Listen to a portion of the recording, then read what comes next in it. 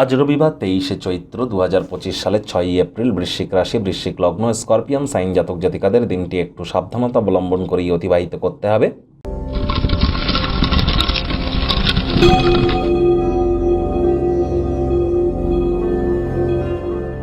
ভিডিওটির শুরুতেই আপনাদের সকলকে রাজযোগ চ্যানেলের তরফ থেকে রামনবমীর হার্দিক শুভেচ্ছা ও অভিনন্দন রইল। যারা ভগবান শ্রীরামের ভক্ত আছেন তারা অবশ্যই বলুন রামায় রামচন্দ্রায় রামভদ্রায় বেধসে রঘুনাথায় নাথায় সীতায় পতয়ে নমঃ। এটি আপনারা 108 বার কিন্তু জপ করতেই পারেন।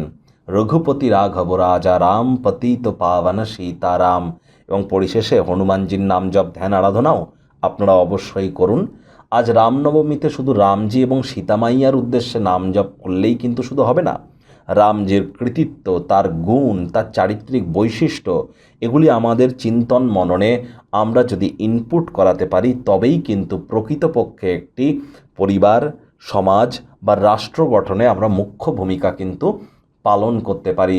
আজ যেহেতু রবিবার, সূর্য প্রণাম করতেও যেন ভুলবেন না। কোনো কিছু না পারলে ঘুম থেকে উঠে সূর্যদেবকে প্রণাম করে আপনারা 7 বার অন্তত বলুন ওম ঘৃণী সূর্যায় নমঃ। আজ সাদা, গেরুয়া, কমলা অথবা আপনারা হলুদ রঙের বস্ত্র কিন্তু পরিধান করতেই পারেন।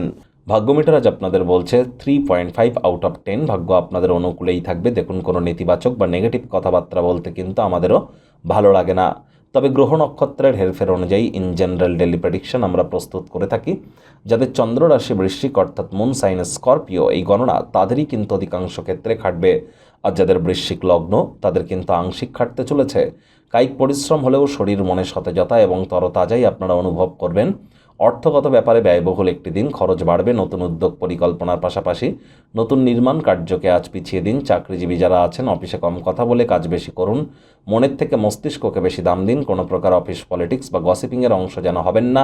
বসের কিন্তু কুনজরে পড়ে যেতে পারেন। রাজনীতিবিদ যারা আছেন জনসংযোগ বৃদ্ধি করুন। কঠোর কায়িক পরিশ্রমের কোনো বিকল্পই কিন্তু নেই। সমাজের অত্যন্ত প্রভাবশালী ব্যক্তিবর্গদের সমর্থন আপনার উৎসাহ উদ্দীপনাকে দ্বিগুণ করে দিতে পারে। বিনিয়োগের যে স্কিমগুলি আপনার কাছে বর্তমানে আকর্ষণীয় মনে হচ্ছে সেখানে পদার্পণ করবার আগে বিশেষজ্ঞদের কাছ থেকে গুরুত্বপূর্ণ পরামর্শ নিতে যেন ভুলবেন না।